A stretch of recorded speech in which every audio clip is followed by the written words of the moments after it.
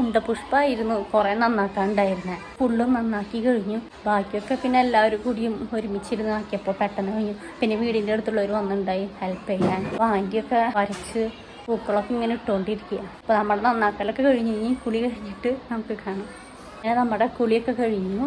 നമുക്ക് നമ്മുടെ പൂക്കളം കാണിച്ചു തരാം. പൂക്കളൊക്കെ പെട്ട് കഴിഞ്ഞു. അപ്പോൾ ആൻറ്റിയാണ് പൂക്കളൊക്കെ ഡെക്കറേഷൻ ചെയ്തത്. പിന്നെ പൂക്കളത്തിൽ അതിൻ്റെ ഉള്ളിൽ ചെയ്തേക്കണത് തെയ്യത്തിൻ്റെയാണ്. അപ്പോൾ കാണിച്ചു തരാം നിങ്ങൾക്ക്. ഇത് 3D എഫക്റ്റ് ആണ്. നിങ്ങൾക്ക് എന്നോട് കൊന്നിടണ ശരിക്കും 3D.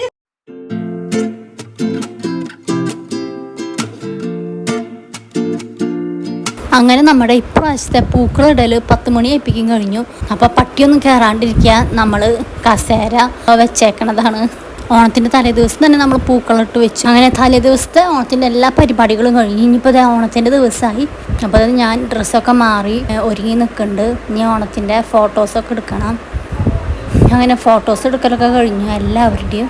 ഇനി ഞാൻ സദ്യ കഴിക്കാൻ പോവാം, ഓണസദ്യ.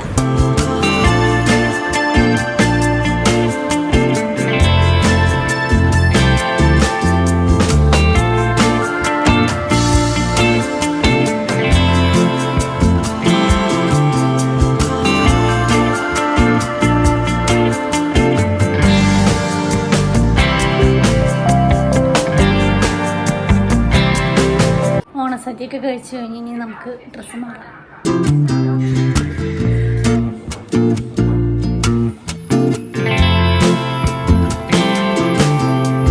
നമുക്ക് ഓണത്തിൻ്റെ ഡ്രസ്സ് നൂരാൻ തോന്നിയിരുന്നില്ലേ? ഓണത്തിൻ്റെ ഡ്രസ്സൊക്കെ ഇട്ട് ഫോട്ടോ എടുത്തു, സദ്യ കഴിച്ചു. പിന്നെ കുറേ നേരം നമ്മൾ ഇട്ട് നിന്നുമല്ലോ, അതുകൊണ്ട് ഭയങ്കര ചൂട്. അപ്പം അങ്ങനെ ഡ്രസ്സൊക്കെ മാറി നമ്മൾ വീട്ടിലുള്ള ഡ്രസ്സൊക്കെ ഇട്ടു. ഇനി ഇതൊക്കെ മാറ്റണം. ഞങ്ങൾ എന്തായാലും ഓണമൊക്കെ നല്ല പോലെ അടിച്ച് പൊളിച്ചു.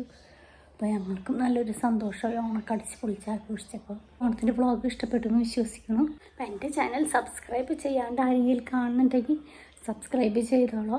പിന്നെ പുതിയ വീഡിയോസിൻ്റെ നോട്ടിഫിക്കേഷൻ കിട്ടാൻ ബെല്ലൈക്കൺ ക്ലിക്ക് ചെയ്തോളൂ. ഇനി നമുക്ക് അടുത്ത വ്ളോഗിൽ കാണാം. അതുവരെയ്ക്കും ടാറ്റ, ബൈ ബൈ. നമ്മുടെ ഇവിടെ വീട്ടിൽ വന്ന ഓണക്കളിയാണ്. പിന്നെ ഓണത്തിൻ്റെ ഫോട്ടോസും എല്ലാം ഞാൻ ലാസ്റ്റ് ഇടാം. അപ്പോൾ ഇതോടുകൂടി എൻ്റെ ഈ ഒരു വ്ളോഗ് ഞാൻ വൈൻഡപ്പ് ചെയ്യാണ്.